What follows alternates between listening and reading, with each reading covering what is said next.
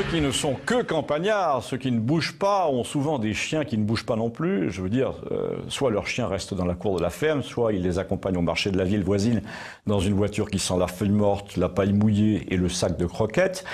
Mais il y a aussi des campagnards non agricoles qui ont souvent des chiens plus petits et qui les emmènent à l'autre bout de la France en visite. Et l'un d'eux, qui allait souvent voir sa sœur à Orléans, m'a raconté que son chien, un genre de fox terrier, faisait l'objet en ville désormais d'une méfiance qui devenait chaque année plus grande. Il me dit, il y a 10 ans, quand on se promenait avec un petit fox terrier dans la rue à Orléans, c'était Tintin et Milou. Les enfants adoraient le voir traverser au feu rouge. Quand il aboyait, on lui disait « Tu me fais pas peur, mon petit bonhomme ». Parce qu'à l'époque, on parlait même aux chiens. C'était des personnages de la vie sociale. Il y a 10 ans, les chiens étaient assez populaires. Et même, me dit-il, car c'est un monsieur assez entreprenant sur le plan amoureux, enfin c'est ce qu'on dit à Campagnol, il y a 10 ans, me dit-il, on pouvait draguer assez facilement dans les rues quand on avait un chien mignon comme ça. Les femmes s'arrêtaient pour en parler. Du coup, elles parlaient aussi au maître, etc. Mais tout en changé.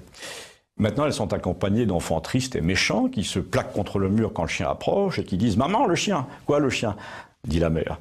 Il veut venir vers moi. Du coup, elle s'adresse à toi, me dit-il, en disant « Tenez votre chien, monsieur, ma fille a peur des chiens. » Ou alors elle est allergique ou quoi que ce soit. Enfin, il me dit « J'ai tout connu. J'ai connu les enfants qui disent à leur mère que le chien les regarde, les gens qui disent « Votre chien n'est pas en laisse, il peut mordre mon bébé dans son berceau », les gens qui disent « Je connais cette sorte de chien, c'est agressif, le mien est en laisse et le vôtre devrait l'être aussi ». Bon, moi, me dit-il finalement, j'ai une réponse toute retrouvée, mais je la réserve pour la fin, quand tous ces crétins-là se sont bien répandus sur le thème « Votre chien me menace, il me regarde, il a grogné, il a failli se jeter sur mon bébé ». Je leur réponds que tout ça m'étonnerait parce que mon chien est aveugle. Voilà, c'est la vérité, il est aveugle, il ne voit plus rien depuis 3 mois, c'est une maladie génétique, il n'y a donc rien à faire, mais il me suit comme ça, pas à pas, avec son petit air patient et triste, et c'est pourquoi il n'a pas de laisse, il se fie à l'odeur de mon pantalon. Du coup, les accusateurs se retrouvent face à leur vérité, qui est que leur peur du chien, leur remontrance, leur obsession de la sécurité, tout ça ne tient pas un instant. La moitié d'entre eux sont odieux avec ce chien pour des raisons, par exemple, de religion. Ils disent qu'il est impur.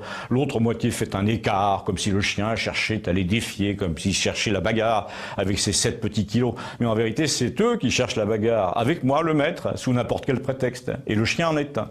Dans tous les cas, promener un chien qui a perdu la vie dans une grande ville, me dit-il, c'est révéler à chaque pas le narcissisme et la névrose des gens qui croient que tout le monde les regarde, même les aveugles, que tout le monde les menace, même les faibles, que tout le monde est sale sauf eux, qu'ils ont droit de régenter la vie autour d'eux. On voit très bien que pour ces gens, le chien n'est qu'un prétexte à s'affirmer soi-même, à se regarder dans la glace. Alors qu'à la campagne, la seule chose qu'on peut dire, c'est que les gens voient les chiens comme tous les animaux, comme des êtres vivants qui sont des partenaires et non des rivaux. Le campagnard n'est pas le rival de la nature, il est dedans. Et tu vois, conclut-il, ce qui manque dans le cœur des Orléanais en ce moment, c'est le sentiment d'appartenir à la nature. Mais il ajoute, c'est assez récent, hein, autrefois les Orléanais n'étaient pas comme ça. C'est pas, me dit-il avec un léger clin d'œil, la seule différence qu'on peut observer en ce moment entre un Orléanais d'autrefois et un Orléanais d'aujourd'hui. Et là, j'ai pas bien compris ce qu'il voulait dire, mais peut-être que vous avez une idée.